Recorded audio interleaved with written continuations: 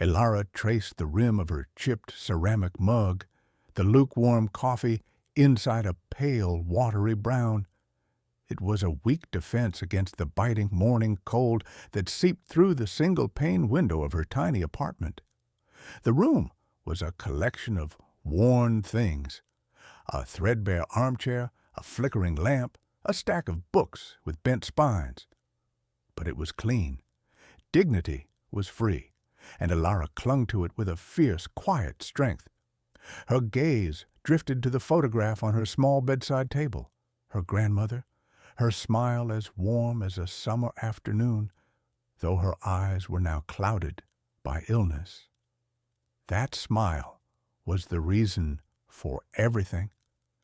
It was the engine that drove Elara through her long days cleaning the indifferent, sterile offices of the city's financial district and her longer nights studying borrowed textbooks. Her grandmother needed surgery, an expensive procedure that felt as distant and unattainable as the moon. The doctors used gentle, apologetic words, their sympathy a thin blanket against the freezing reality of the cost. Elara had tried everything. She worked double shifts until her body ached with a fatigue so deep it felt like it had settled in her bones. She sold the few trinkets her mother had left her. She had petitioned charities, only to be met with polite regret and endless waiting lists. Hope was becoming a luxury she could no longer afford. Today, however, was different. Today, there was a sliver of something that wasn't quite hope, but a desperate, trembling curiosity. It lay on her small kitchen table, a crumpled, yellowed envelope. Her grandfather, a man she barely remembered, had given it to her mother years ago. "Only when she has nothing left," he had instructed, his voice a fading echo in family lore. "Only when she is at the very end of the road." Elara was at the end of the road.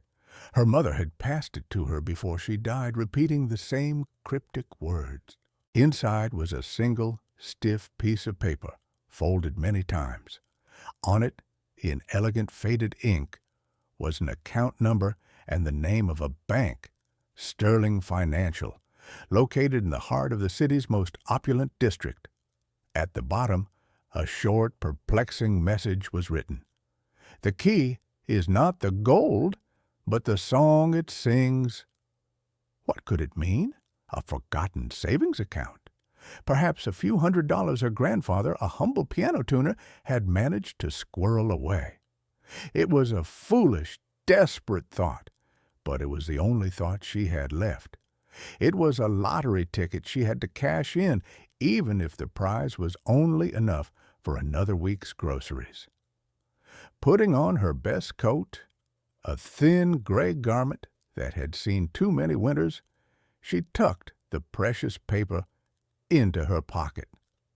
The fabric was worn, the color faded, a stark contrast to the world she was about to enter.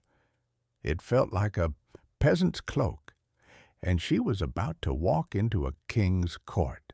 She took a deep breath, the cold air stinging her lungs. For her grandmother, she would face any king, any court. The journey downtown was a descent into another universe. Her modest neighborhood of brick and tired storefronts gave way to gleaming towers of glass and steel that clawed at the sky. The air itself seemed to change, losing the familiar scent of bakeries and rain-soaked pavement and taking on the crisp, sterile smell of money. She stood before her destination, the Blackwood Tower. It was a monument to power, a sheer cliff of dark, reflective glass that seemed to absorb the light of the sky and give nothing back. Sterling Financial occupied the first 10 floors. The name Blackwood, carved in massive, severe letters above the entrance, belonged to Silas Blackwood, a man whose face was a permanent fixture in magazines and news reports. He was a titan of industry, a corporate predator, famous for his ruthless acquisitions and his even more ruthless personality. To Elara, he was less a man and more a myth, a dragon hoarding a mountain of gold. Pushing through the revolving doors was like breaking the surface of a deep, cold ocean. The lobby was a cavern of white marble and polished brass, so vast and silent that her soft footsteps echoed like hammer blows. A colossal chandelier, a waterfall of crystal, hung suspended from the impossibly high ceiling, scattering rainbows across the floor. Men in sharp, dark suits and women in elegant dresses moved with a sleek, predatory grace, their voices low, their laughter clipped and confident. They were a different species, and Elara, in her humble gray coat, felt like a stray field mouse that had wandered into a lion's den. Her reflection in the polished marble floor was a distorted, wavering smudge of gray against the pristine white. She was a stain on a perfect dress. She approached the main reception desk, a monolith of black granite that looked as imposing as a judge's bench. The woman behind it, her hair pulled into a severe knot, looked down at Elara with an expression of bored disdain. Her eyes flickered over Elara's worn coat and scuffed shoes, and a tiny, cruel smile touched her lips. "Can I help you?" the receptionist asked, her tone implying the answer was almost certainly no. Elara's voice was small, nearly swallowed by the expensive silence of the lobby. "I'm here to see someone at Sterling Financial, about an account." She held out the folded paper, her hand trembling slightly. The receptionist took it with two perfectly manicured fingers, as if afraid it might contaminate her. She unfolded it, her eyes scanning the faded ink. Her expression shifted from boredom to faint, condescending amusement. "This is a very old document. I'll have to direct you to the private banking division, but they are by appointment only." She was already preparing her dismissal. "Please," Elara said, a note of desperation creeping into her voice. "It's an inheritance. It's very important." Before the receptionist could deliver the final crushing rejection, a wave of commotion rippled through the lobby. The hushed atmosphere shattered. A group of men in expensive suits burst through the main entrance, moving with the self-important haste of a royal procession. At their center was a man who seemed to command gravity itself.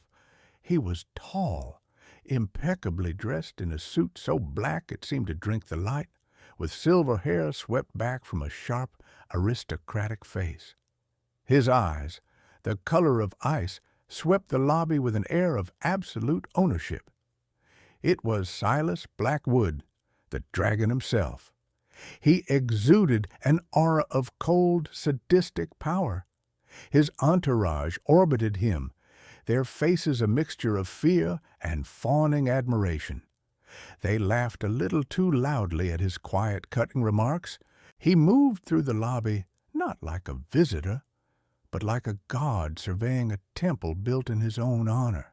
He owned this building, this world, and everyone in it, and he never let them forget it. As he passed, his cold gaze snagged on something that didn't belong. It snagged on the smudge of gray against the perfect white marble. It snagged on Elara. He stopped. The entire procession halted with him, a silent, obedient army. The silence in the lobby deepened, becoming heavy and suffocating. Silas Blackwood's eyes raked over Elara from her worn-out shoes to her anxious face. A slow, cruel smile spread across his lips.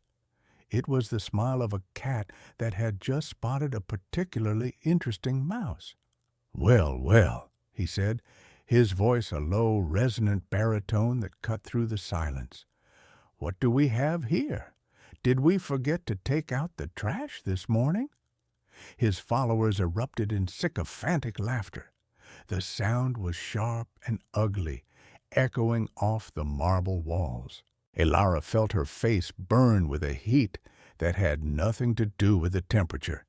She felt 100 pairs of eyes on her, all reflecting Silas's mockery. She wanted to shrink, to disappear, to become as invisible as she had felt just moments before. But his gaze held her pinned, a butterfly on a collector's board. He took a slow step toward her, circling her like a shark. "Look at this," he said to his audience, his voice dripping with theatrical contempt. "A little sparrow, lost from its nest. What could possibly bring such a creature into a place like this?" He gestured around the opulent lobby. "This is an ocean of luxury, little bird. You'll drown." Elara stood frozen, her heart hammering against her ribs like a bird against glass. She clutched the strap of her worn handbag, her knuckles white. She tried to find her voice, but it was trapped in her throat. Humiliation was a physical thing, a heavy cloak smothering her. Silas's gaze then fell upon the object of his pride, the centerpiece of his magnificent lobby, a stunning concert grand piano. It was a Fazioli, a masterpiece of ebony and ivory, its polished surface reflecting the crystal chandelier like a black, still lake. It was a symbol of his wealth, an object of high culture he had acquired but never touched, a trophy. He noticed Elara's eyes had drifted to it, not with the awe of a tourist, but with a strange, deep longing, a flicker of recognition. This seemed to amuse him even more. "Ah," he purred, a new, more sadistic glint in his eye. "The little sparrow has an eye for fine things. Tell me," he said, leaning in, his voice dropping to a conspiratorial whisper that everyone could hear. "Do you even know what that is? Or do you just like shiny things?" The laughter from his men was louder this time, sharper. Elara flinched. The piano was not just a shiny thing to her. It was a language she understood better than words. Her grandfather, the humble piano tuner, had taught her. He had taught her on old, out-of-tune uprights in dusty church basements and school halls. He had taught her that music was the soul's true voice. Seeing this perfect instrument, this pinnacle of the craft, felt like seeing a caged god. A spark of defiance, small but hot, ignited within her. She found her voice, though it was barely a whisper. "It's a Fazioli, an F278. A brief, surprised silence fell. Silas's smile faltered for a fraction of a second. He hadn't expected her to know. He recovered quickly, his amusement turning venomous. "Oh, it can read. A truly remarkable specimen. But knowing the name and understanding its worth are two very different things, my dear. That instrument is worth more than you, your family, and the entire miserable block you live on." He gestured dismissively. "It is for people who appreciate true artistry, not for whatever you are." The insult was a direct hit, aimed not just at her, but at her grandfather's memory. It struck the one part of her that poverty had not touched, her pride in the gift he had given her. The fragile control she had maintained began to crack. Silas, sensing he had found a nerve, pressed his advantage. He was enjoying the show. He was a performer, and this humble girl was his prop. "I have an idea," he announced to the lobby, his voice booming. "A bit of morning entertainment." He turned his full, predatory attention back to Elara. "You seem to have such an appreciation for my piano. Why don't you play it?" The suggestion hung in the air, dripping with malice. It was a trap, a public execution. The crowd of onlookers murmured, their faces a mix of morbid curiosity and cruel anticipation. They knew, as he did, that she would either refuse and cement her cowardice, or she would accept and make a fool of herself, fumbling over the keys of an instrument she had no right to touch. "I will make you a proposition," Silas continued, his voice slick with hubris. He was warming to his theme, enjoying the power he wielded. "A little bet. If you can sit down at that piano and play a single piece of music, anything at all, that is worthy of its strings, I will— well, what would a little thing like you want?" He paused for dramatic effect. "I know. If your playing can genuinely impress me, I will marry you." A wave of shocked, then derisive laughter swept through the lobby. The offer was so absurd, so outrageously arrogant, it was comical. It was the ultimate dismissal. He was offering her the one thing a poor girl was supposed to want, a rich husband, knowing it was an impossible prize. He was not making a bet. He was staging a final, crushing humiliation. He was declaring that the gap between them was so vast that even a fantasy like marriage was a tool for his mockery. "Imagine that!" he boomed, gesturing to her. "This little thing as the next mysterious Blackwood. Can you see it?" He laughed, a harsh, grating sound. "Of course, when you fail, and you will fail, you will get on your hands and knees and polish my shoes with your ratty little coat, right here in front of everyone." He looked around, his eyes daring anyone to challenge him. "And then you will leave this building and never, ever return." The world seemed to fall away. There was only Silas's cruel, smiling face, the mocking laughter of the crowd, and the silent, gleaming piano. Every instinct screamed at Alara to run, to flee the suffocating shame of this moment. But then she thought of her grandmother's fading smile. She thought of the condescending doctors and the polite rejection letters. She thought of her grandfather's words, "The key is not the gold, but the song it sings." And then the final, personal insult. Silas leaned in one last time, his voice a venomous hiss, meant only for her. "Your hands look like they're more used to scrubbing floors than gracing ivory. Don't you dare touch my piano with that filth." Something inside Alara broke. It was not her spirit, but her fear. The years of quiet dignity, of swallowing pride, of enduring condescension, it all snapped. The humiliation had burned away the last of her timidity, leaving behind a core of pure, unyielding steel. The heat in her face was no longer shame, it was rage, a cold, clear rage that sharpened her senses and steadied her trembling hands.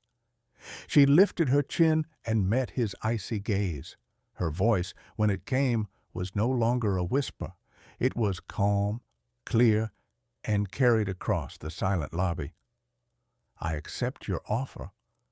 The laughter froze. The murmuring stopped. Every eye in the cavernous lobby was fixed on the small woman in the gray coat. Silas Blackwood himself looked momentarily taken aback, his sneer faltering. He had expected tears, a panicked retreat, not this quiet, defiant acceptance. A flicker of annoyance crossed his face. The mouse was not behaving as it should, but his arrogance was a fortress. He quickly recovered, his smile returning, wider and more menacing than before. "Excellent!" he declared. "The sparrow wants to sing before it dies. Let the show begin." He made a grand, sweeping gesture toward the piano, a ringmaster presenting his final doomed act. "The stage is yours." Alara didn't look at him. She didn't look at the crowd of hungry eyes. She looked only at the piano. It was no longer a symbol of Silas's wealth or a tool for her humiliation. It was a promise. It was a weapon. It was the key. She walked toward it, each step deliberate and sure. The vast marble floor felt solid beneath her worn shoes, for the first time. The expensive silence was no longer suffocating. It was expectant. It was a blank page, and she was about to write on it. She reached the piano and ran her fingers lightly over the polished ebony surface. It was cool to the touch. She could feel the dormant power within it, the thousands of hours of craftsmanship, the potential for sublime beauty. She sat down on the leather bench, her posture perfect, her back straight. It felt like coming home. For a moment, she closed her eyes, shutting out the world. She shut out Silas's smug face and the whispers of the crowd. She pictured her grandfather's kind, wrinkled hands guiding her own on the keys of an old, battered upright. She heard his voice, a warm, gentle murmur. "Let the music speak for you, Alara. It tells the truth when no one else will listen."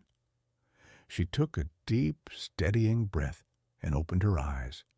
Her hands, the hands Silas had mocked, hovered over the pristine ivory keys. The silence in the lobby was absolute, a held breath. Silas stood with his arms crossed, a smirk fixed on his face, ready for the pathetic, fumbling notes he was sure would come. He was ready for his victory.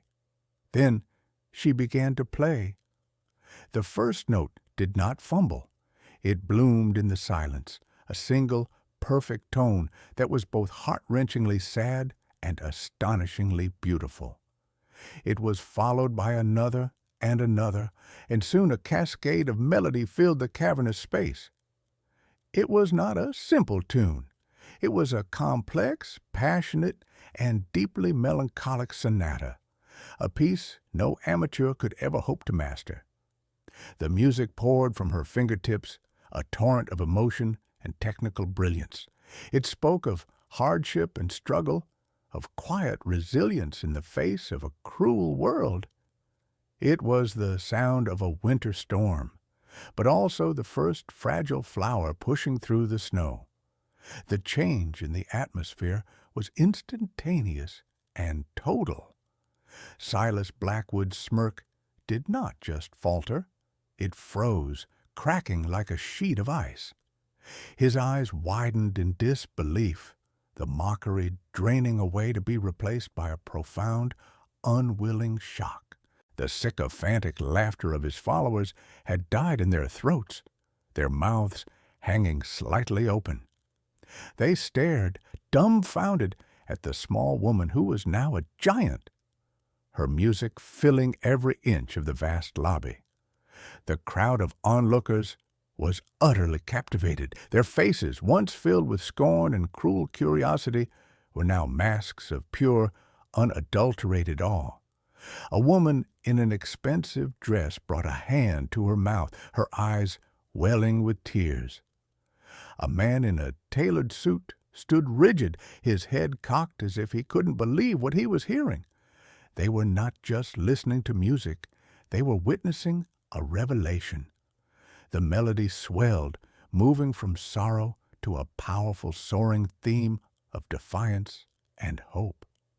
It was Alara's own story, her family's story, translated into a language that everyone, from the most cynical broker to the most jaded socialite, could understand. It was the truth. Alara was lost in the music. Her hands danced across the keys with a familiarity and grace that seemed impossible. She was no longer a cleaner in a worn gray coat. She was a maestro, an artist of the highest caliber, commanding one of the world's finest instruments as if she were born to it. The piano, which had been a cold, silent trophy, had come alive under her touch. It was singing. It was singing the song her grandfather had written about in his note. The final notes of the sonata hung in the air, shimmering like dust motes in a sunbeam, before fading into a silence more profound than before. For a moment, no one moved, no one breathed. The spell was absolute. Then a single person began to clap. It was the woman with tears in her eyes, Another joined in and another, and then the entire lobby erupted in a thunderous, spontaneous ovation. It was not polite applause. It was a roar of approval, of admiration, of apology. They were applauding not just the music, but the raw, undeniable truth of her talent. They were applauding the mouse that had roared. Elara slowly lowered her hands from the keys. She looked up, not at the applauding crowd, but directly at Silas Blackwood. He was paralyzed. His face was a pale, bloodless mask of shock and fury. The smirk was gone, replaced by a slack-jawed gape. His cold, confident eyes were now wide with a dawning, horrifying realization. He had not just been wrong. He had been spectacularly, publicly, monumentally wrong. The instrument he had used to humiliate her had become the instrument of his own humiliation. The laughter he had started had been replaced by applause for her. He stood isolated in the center of his own lobby, the ovation a deafening verdict against him. The war had begun, and the first decisive battle had just been won. Before the applause could die down, a man stepped forward from the direction of the Sterling financial offices. He was older, with a kind, serious face and spectacles perched on his nose. He wore a well-tailored but conservative suit that marked him as a man of substance, not flash. He was Mr. Sterling, the director of the private banking division, a man who had worked at the bank for 40 years. He had been drawn out of his office by the impossible music. He looked from the piano to Elara, then to the crumpled paper the receptionist was still holding. "That music," Mr. Sterling said, his voice filled with a stunned reverence.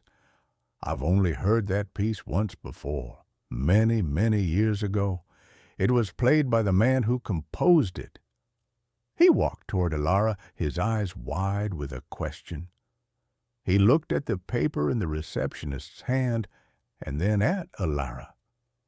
That account number, that name on the document, Arthur Vance.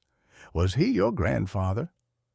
Elara nodded, her heart still pounding from the music and the confrontation. Yes, he was. Mr. Sterling took the paper and looked at it closely. A look of profound understanding dawned on his face. He turned to the stunned, silent Silas Blackwood. "Mr. Blackwood," he said, his voice steady and clear, carrying the weight of his 40 years of authority. "I believe you have made a grave error." He turned back to Elara. "Young woman, this document is not for a small savings account. Arthur Vance was not just a humble piano tuner. He was a brilliant composer and a secret financial genius. He was the original architect of the investment fund that this entire company was built upon." A collective gasp went through the lobby. The revelation was a second shock wave, even more powerful than the first. Silas's pale face went from white to ashen. "That's impossible," he hissed, his voice a dry rasp. "Vance was nobody. He was my partner, a minor partner, bought out decades ago." "He was not bought out," Mr. Sterling corrected, his voice firm as granite. "He was betrayed, but he was smarter than you ever knew. He structured his shares into a silent generational trust, an account that could not be touched, could not be accessed until his heir presented this exact document, under these exact circumstances." Mr. Sterling's gaze was hard. "The trust holds 51% of the voting shares of Blackwood Holdings." He paused, letting the weight of his words sink in. He then turned to the entire lobby, to the stunned employees and the shocked investors, and finally looked at Elara, who was staring at him, her mind reeling. "This young woman," he announced, his voice ringing with conviction, "doesn't just have an account here. She is the majority shareholder. Mr. Blackwood, you are standing in her lobby, in front of her piano, in her building." The silence that followed was the sound of a world turning upside down. Silas Blackwood stared at Lara, his expression a horrifying mixture of disbelief, incandescent rage, and for the first time in his life, pure, unadulterated fear. The little gray sparrow he had tried to crush had just turned into a dragon, the owner of his entire kingdom. The aftermath of the revelation was a whirlwind. Mr. Sterling, his face a mask of professional calm overlaying a deep personal satisfaction, immediately escorted Elara away from the chaos of the lobby. He led her through a private entrance into the hushed, wood-paneled sanctuary of the private banking division. The air here was different, thick with the scent of old leather and even older money. They sat in his spacious office, a room that overlooked the city from a God's eye view. "I am so sorry for the way you were treated," Mr. Sterling began, his voice gentle. "I knew your grandfather, not well, but I knew him. He was a quiet, brilliant, and deeply kind man. He set this all up as a contingency. He told me once, 'Power corrupts, but it can also protect.' I fear one day my family will need protection from the man I once called a friend." Elara was still trying to process the scale of what was happening. Majority shareholder, owner of Blackwood Tower. The concepts were too vast, too abstract. It was like being told you owned the sky. "I don't understand," she whispered, her hands clutching the warm mug of tea Mr. Sterling had given her. "My grandfather tuned pianos. We lived so simply." "That was his choice," Mr. Sterling explained. "After Silas betrayed him, stole his compositions, and claimed his investment strategies as his own, Arthur could have fought him. He could have exposed Silas then and there, but he was not a fighter. He was a creator, and he feared that a public battle would destroy the very company he had helped build, costing thousands of people their jobs. So he chose a different path, a patient one." Mr. Sterling opened a drawer in his large mahogany desk and pulled out a thick, leather-bound ledger. He created this trust. He stipulated that it would remain dormant, accumulating value until his direct heir came of age and was in a position of true need. He built a fortress of wealth, not to be lived in, but to be used as a weapon if his legacy or his family was ever threatened by Silas. The pieces began to fall into place. The cryptic note, the song as the key. Her grandfather hadn't left her money. He had left her justice, wrapped in a symphony. Meanwhile, in the lobby, Silas Blackwood was unraveling. The public nature of his humiliation was a poison in his veins. He, who thrived on control and the fear of others, had been rendered powerless in his own domain. He stormed through the building, his face a thundercloud of fury. "Get my lawyers!" he roared at his trembling assistants. "Get the security chief! Get me everything we have on a man named Arthur Vance and his pathetic excuse for a family." He locked himself in his penthouse office, a space so high it felt detached from the world below. He paced the floor like a caged tiger. The city spread out beneath him like a map of his conquests. But all he could see was Elara's calm, defiant face. All he could hear was the echo of her music and Mr. Sterling's damning words. Her building. "This is a trick," he snarled to himself. "A fraud. A nobody doesn't just walk in and own everything." His mind, a sharp and ruthless instrument of finance, began to work, searching for angles, for weaknesses. He would crush her, He would bury her in litigation. He would prove she was a charlatan. He would destroy her reputation, her family, everything. He would erase her from existence. The arrogance that had led to his downfall was now fueling his desire for revenge. He would not be beaten by the ghost of a failed musician and his mousy granddaughter. His first call was to the head of his legal team. "Find a loophole," he commanded, his voice cold as ice. "I don't care what it costs. That trust was established 50 years ago. There must be a flaw, an error, a forgotten statute. Break it." His second call was more insidious. He had his security team run a background check on Ilara. Within an hour, he had the details of her life, the small apartment, the cleaning job, and, most importantly, the sick grandmother. A cruel, triumphant smile returned to his face. This was a weakness he could exploit. This was leverage. Back in Mr. Sterling's office, another key player was about to enter the stage. Mr. Sterling made a phone call. "Thomas, it's David Sterling. The day Arthur spoke of has arrived. She's here." A pause. "Yes, I'll send a car for you immediately." An hour later, an elderly man with kind, watery eyes and a gentle demeanor was shown into the office. He was Mr. Thomas, Arthur Vance's oldest and most trusted friend.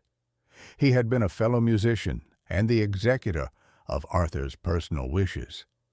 He looked at Ilara, and his eyes filled with a sad, profound recognition.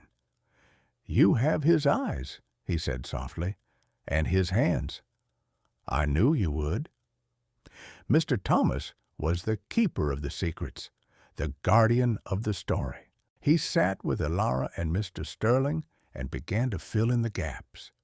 He spoke of Arthur's genius, not just for music, but for seeing patterns in the world, in markets, in people. He spoke of the early days, when Arthur and a young, ambitious Silas Blackwood were partners. Arthur provided the vision, the brilliant investment algorithms disguised as musical theory. Silas provided the ruthless drive to execute them. "Silas was always a taker," Mr. Thomas said, his voice heavy with old sorrow. "Arthur was a giver. Arthur saw the company as a way to build something lasting, something that would provide for people. Silas saw it only as a way to accumulate power. The betrayal was inevitable." He then produced a worn leather satchel. From it, he pulled out a stack of documents and a small, modern-looking USB drive. Arthur was no fool. He knew Silas would one day try to erase him from history. So he kept records, meticulous records. He pushed the satchel toward Ilara. "These are the original partnership agreements Silas claimed were lost in a fire. Letters detailing Silas's plans to squeeze him out. And on this drive," he tapped the USB, "is a complete, untampered record of the company's early finances. It proves, without a shadow of a doubt, that the initial seed money and the core investment strategies were entirely Arthur's. Silas built his empire on a foundation of theft and lies. This was the silent army her grandfather had assembled. It was not an army of soldiers, but an army of truth, waiting patiently for decades. Mr. Thomas was its first general. Just as Ilara was absorbing this, her phone rang. It was an unknown number. Hesitantly, she answered. "Mysterious Vance!" A cold, familiar voice purred on the other end of the line. It was Silas. "Or should I call you Ilara? I feel we know each other so intimately now." His tone was deceptively calm, but laced with venom. "I hear you've been having a very exciting day. It seems you believe you've won a great victory." "What do you want?" Ilara asked, her voice steady despite the chill that ran down her spine. I want to offer you some friendly advice, Silas said. This world of high finance, it's a complicated, dangerous place for a little girl like you. Paperwork gets lost. Fortunes vanish overnight. It would be a shame if your newfound wealth disappeared before you could even use it. For instance, he paused, letting the threat hang in the air. To pay for a very expensive surgery for a sick grandmother. I hear she's not doing well. A terrible, terrible shame. The threat was unmistakable. He was targeting her family. He was targeting the one thing she cared about more than anything. The cold rage from the lobby returned, but this time it was sharper, colder. He thought this would make her afraid. He was wrong. It made her furious. "You are a monster," she said, her voice low and tight. Silas laughed, a dry, humorless sound. "I am a businessman. Everything has a price. I am prepared to offer you a generous sum to walk away. $10 million.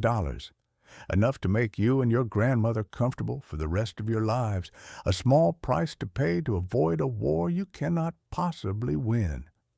Refuse, and I will not only tie you up in court for the rest of your life, but I will personally ensure that every hospital, every doctor in this city finds a reason to be unavailable for your grandmother. Do you understand me?" This was his retaliation, not just legal threats, but a direct, cruel attack on her most vulnerable point. He was trying to break her spirit, to force her back into the box of the powerless, frightened girl he thought she was. Elara looked at Mr. Thomas's kind, steady face. She looked at the satchel of truth sitting on the desk. She thought of her grandfather's patient, brilliant plan. He had known this day would come. He had known Silas's character perfectly. He had prepared her for this. "I understand you perfectly, Mr. Blackwood," Elara said into the phone, her voice ringing with newfound authority. "And here is my response. The war has already begun, and you have already lost. You just don't know it yet." She hung up the phone, her hand not trembling in the slightest.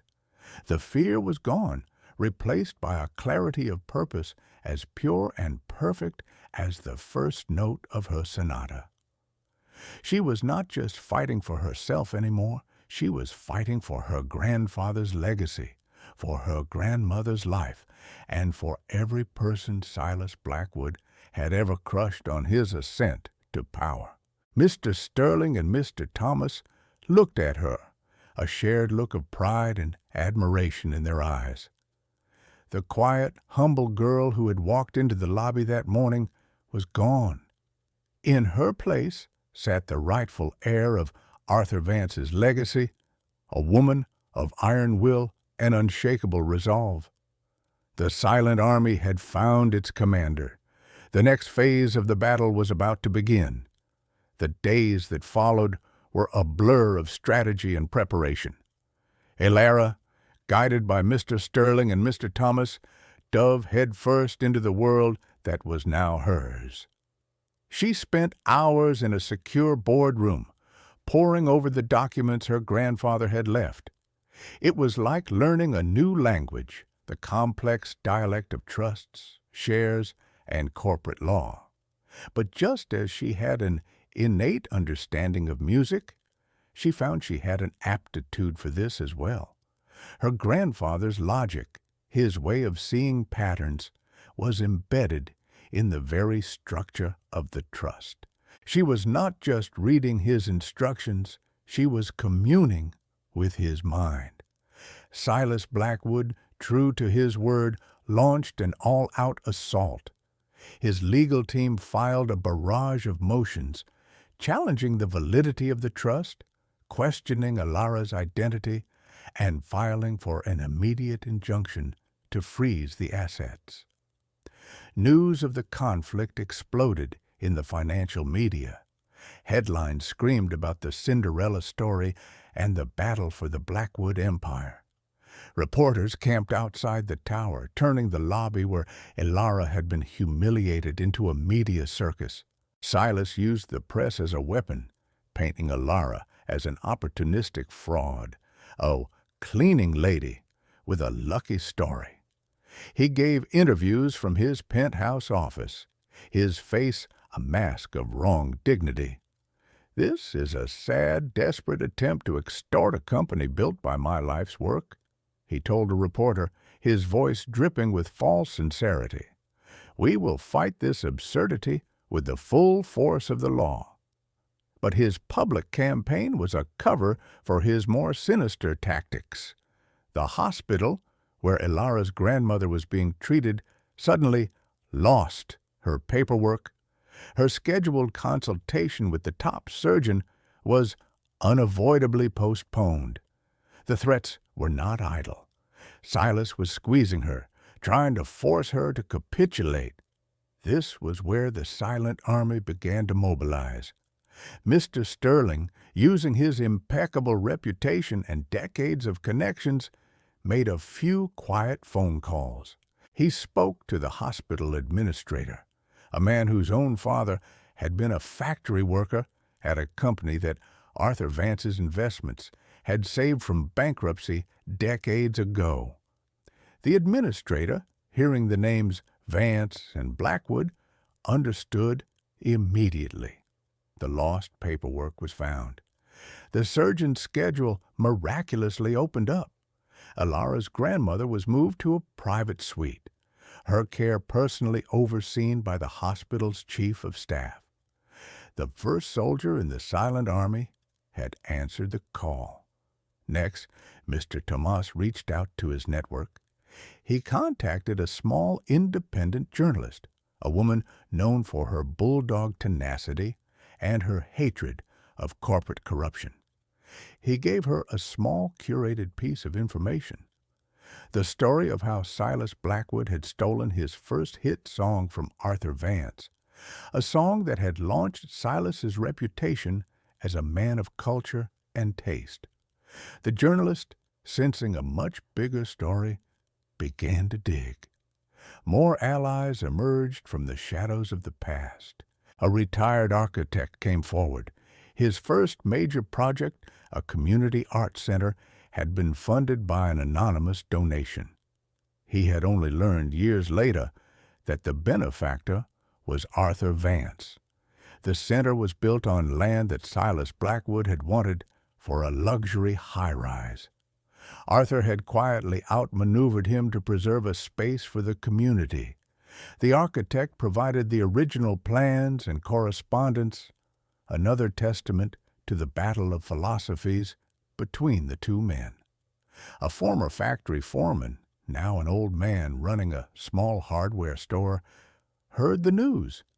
He remembered when his plant was about to be shut down by a corporate raider, Silas Blackwood.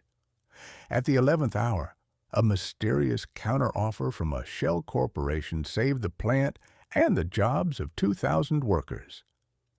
He had kept the paperwork. The shell corporation was, of course, controlled by Arthur Vance.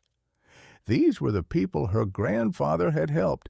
They were not billionaires or titans of industry.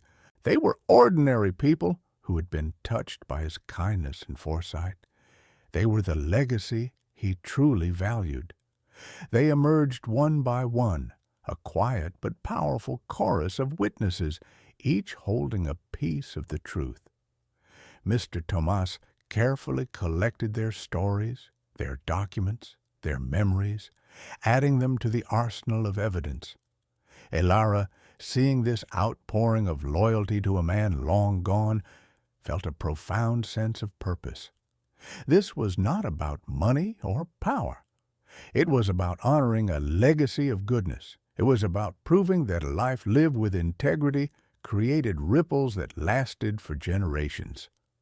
The final confrontation was set. At Silas's insistence, an emergency shareholder meeting was called.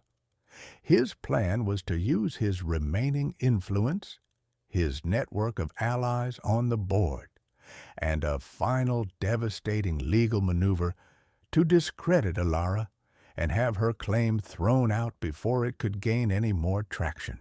He believed he had an ace up his sleeve, a trump card that would end this farce once and for all. The meeting was to be held in the main boardroom on the 40th floor of Blackwood Tower, the heart of his empire. The day of the meeting arrived. The atmosphere in the tower was electric with tension. The boardroom was a theater of corporate power, dominated by a long obsidian table polished to a mirror finish. On one side sat Silas Blackwood, flanked by his team of ruthless lawyers. His face was a mask of supreme confidence. He believed he had cornered the mouse. On the other side sat Alara, with only Mr. Sterling and Mr. Thomas by her side. She looked small and out of place in the grand leather chair, but her eyes were calm and her posture was resolute. The other board members, a collection of stony-faced men and women who owed their careers to Silas, filled the remaining seats. The media was present, relegated to a corner of the room, their cameras poised. Silas began the proceedings. "Ladies and gentlemen," he said, his voice smooth and commanding, "we are here today to put an end to this ridiculous charade." He launched into a prepared speech, praising his own leadership and the success of the company. He then turned his attention to Alara, his voice dripping with condescension.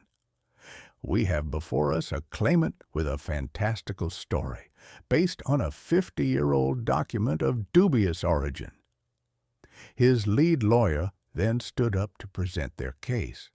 They argued technicalities, statutes of limitation, and the lack of a clear chain of custody for the trust document. It was a masterful performance of legal obfuscation, designed to confuse and intimidate. Then Silas played his trump card. "Furthermore," he announced, a triumphant gleam in his eye, "we have uncovered a significant financial irregularity that renders this entire claim moot. It appears that Arthur Vance, far from being a secret benefactor, ended his partnership with me because he had accrued a massive undisclosed debt to the company, a debt that, with interest, now amounts to a sum far greater than the value of his supposed shares." His lawyer produced a document, a yellowed promissory note, seemingly signed by Arthur Vance. It was a forgery, but a brilliant one. A gasp went through the room. If true, this would not only nullify Alara's claim, but would also destroy her grandfather's reputation, recasting him as a debtor and a fraud. Silas leaned back in his chair, a cruel, victorious smile spreading across his face. Checkmate. He had not only defended his kingdom, he had salted the earth of his enemy's legacy. The chairman of the board, a man loyal to Silas, looked at Alara with cold dismissal. "Mysterious Vance, do you have any response to this?" This was the moment. All the preparation, all the quiet work of the silent army had led to this. Alara did not flinch. She did not look at the forged document. She looked directly at Silas Blackwood. "I do," she said, her voice clear and steady. She stood up and placed the small USB drive Mr. Thomas had given her on the table. "Mr. Blackwood speaks of history. I agree. Let's look at the actual history." She nodded to Mr. Sterling, who connected the drive to the boardroom's main display. The first document that appeared on the massive screen was the original partnership agreement in Arthur Vance's own handwriting, detailing a 51-49 split in his favor. Silas's smile wavered. "This is the agreement Mr. Blackwood claimed was destroyed in a fire," Alara stated calmly. "As you can see, my grandfather was the majority partner from the very beginning." Next, she displayed a series of internal memos, also from the drive. They were from Silas to his accountants in the early days. "Liquidate Vance's assets quietly," one read. "Transfer the returns from the Vance algorithm to my personal holding account." It was a clear, undeniable record of theft. The board members shifted uncomfortably in their seats, their stony faces beginning to show cracks of doubt. Then came the counter to Silas's final gambit. "As for this supposed debt," Alara continued, her voice gaining strength, "my grandfather was a meticulous man." An image of the forged promissory note appeared on the screen, next to a dozen authenticated samples of Arthur Vance's signature. A forensic handwriting expert's report was overlaid, highlighting a dozen minor but critical differences. "As you can see, the signature is a forgery, a clumsy one at that." Silas's face had gone from confident to livid. "This is preposterous. Fabricated nonsense," he sputtered. "Is it?" Alara said. "Then perhaps you can explain this." The final piece of evidence flashed on the screen. It was a recently discovered audio file, a recording Arthur had made of his last conversation with Silas. His voice, younger but still gentle, was clear.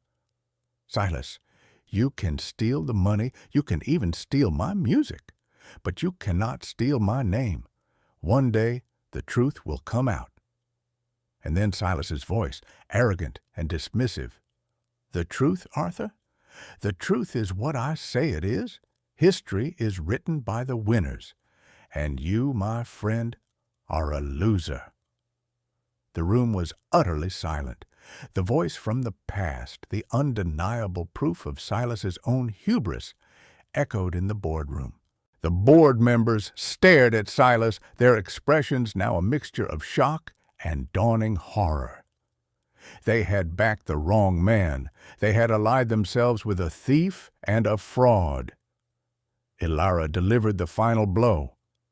"History is not written by the winners, Mr. Blackwood. It is written by the truth. And the truth is that this company was built on the genius and integrity of Arthur Vance. You were merely its first parasite." She then looked at the board members. "The trust my grandfather established is legal, valid, and now active. I am the majority shareholder. My first act is to call for a vote of no confidence in the current CEO, Silas Blackwood." Mr. Sterling stood. "As the representative of the Vance Trust, which holds 51% of the voting shares, I cast our vote in favor of the motion. Silas Blackwood is removed as CEO, effective immediately." It was over. The verdict was absolute. Silas stared, his mouth opening and closing silently. His lawyers were pale, shuffling their papers uselessly. The edifice of his power, built on lies and intimidation, had crumbled to dust in a matter of minutes. The chairman of the board, his face ashen, cleared his throat. "The motion carries," he stammered. "Mr. Blackwood is removed." Silas Blackwood stood up, his chair scraping loudly against the floor. His face was a terrifying mask of pure, unrestrained rage. He looked at Alara, his eyes burning with a hatred that was almost biblical. "You," he whispered, the word a curse. "You will regret this." He turned and stormed out of the boardroom, shoving past his own lawyers, past the flashing cameras of the media who were now scrambling to capture his downfall. He left defeated, humiliated, and for the first time in his life, utterly alone. The doors swung shut behind him, leaving a profound and victorious silence in his wake. The downfall was swift and brutal. As Silas Blackwood stormed out of the boardroom, his empire was already collapsing around him. The news of his removal, coupled with the explosive evidence of his fraud, hit the financial markets like a lightning strike. The company's stock, which had been his primary source of personal wealth, plummeted in after-hours trading. The board, desperate to distance themselves from the scandal, immediately issued a press release confirming his termination and announcing a full internal investigation. The fortress he had spent a lifetime building was being dismantled stone by stone by the very people he had once commanded. Mr. Sterling, acting on Elara's authority, made a call to the bank's compliance division. Within minutes, all of Silas's personal and corporate assets linked to the company were frozen pending the investigation. The vast fortune he had used as a weapon was now locked away from him. The calls he made to his powerful friends, to politicians and rival CEOs, went unanswered. In the world of high finance, power is a currency, and Silas Blackwood had just been declared bankrupt. He was no longer a king. He was a liability. The hyenas he had once fed were now circling, ready to pick the bones of his fallen empire. He was left with nothing but his rage, a ghost rattling around in a penthouse he would soon be forced to vacate. In the quiet aftermath of the boardroom victory, Elara felt not triumph, but a profound and heavy sense of release. It was as if she had been carrying a weight her entire life without knowing it, and it had finally been lifted. The first thing she did was not to celebrate her newfound status, but to address the wounds of the past. She turned to Mr. Sterling. "My grandmother," she said, her voice thick with emotion. "Please ensure she has the best care in the world, whatever it costs." Mr. Sterling simply nodded, his eyes shining with respect. Her next act was to address the anxious board members who remained. Blackwood Holdings was built on a foundation of genius and integrity, she told them, her voice resonating with her grandfather's spirit. It is time we return to that foundation. No employee of this company will lose their job because of Silas Blackwood's greed.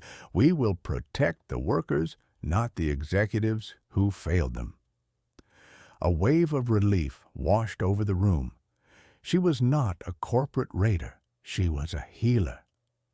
That evening, Elara finally allowed herself a moment of private catharsis. In the quiet solitude of the office Mr. Sterling had assigned her, the same office that offered a panoramic view of the city, she cried. She cried for her grandfather, whose name she had finally cleared. She cried for her mother, who had carried the burden of her father's secret sorrow. She cried for herself, for the years of struggle, the cold mornings, the quiet desperation. The tears were not of sadness, but of cleansing. They washed away the years of poverty and humiliation, leaving behind a quiet, unshakable peace. A few days later, a visitor was announced. It was her cousin, Adriana. The two had been close as children, but Adriana's family, ruined by a series of unlucky investments advised by young Silas Blackwood, had grown distant, resentful of the perceived simplicity of Elara's life. Adriana stood awkwardly in the doorway of the magnificent office, her face a mixture of awe and shame. "Elara," she began, her voice hesitant, "I saw the news. We never knew. We thought your grandfather had just given up. We were so angry for so long." Elara didn't say a word. She simply crossed the room and embraced her cousin. "He never gave up," Elara whispered. "He was just patient." In that embrace, years of misunderstanding and bitterness melted away. The family, fractured by Silas's long shadow, began to heal. The final piece of emotional closure came a week later. Mr. Thomas arrived with one last item from his satchel, a sealed letter addressed to Alara in her grandfather's elegant script. "He told me to give this to you only when it was all over," Mr. Tomas said gently. With trembling hands, Alara opened the letter. The ink was faded, but the words were clear. A final message from the man she now knew so well. "My dearest Alara," the letter began, "if you are reading this, then the song has been sung, and the truth has been heard. I am sorry for the burden my silence has placed upon you and your mother. I chose not to fight Silas with his own weapons, with anger and greed, because I knew it would destroy me. Instead, I chose to build. I built a fortress, not of stone, but of numbers and notes. I built a legacy, not of wealth, but of quiet deeds. You may now find yourself in command of a great fortune. Do not be afraid of it, but do not be seduced by it. Money is a tool, nothing more. It can build a hospital, or it can buy a politician. It can fund an artist, or it can silence a truth. Its character is determined by the hand that wields it. I have seen what it did to Silas. It amplified the emptiness within him until it consumed him. Never forget the feel of a worn coat in winter. Never forget the taste of weak coffee on a cold morning. Never forget the people who are invisible to men like Silas.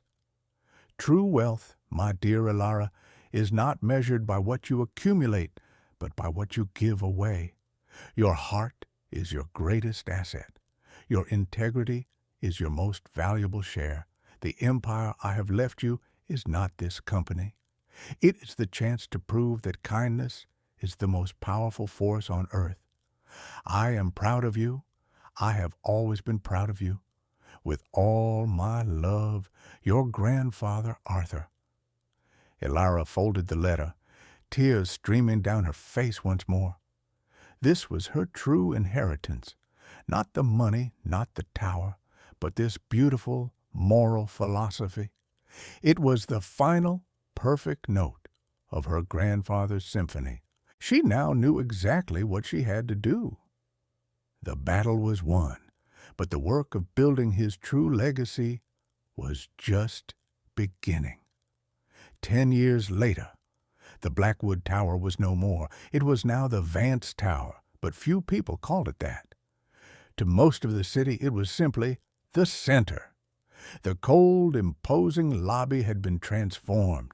The black granite and sterile marble were gone, replaced with warm wood, comfortable seating, and vibrant displays of local art.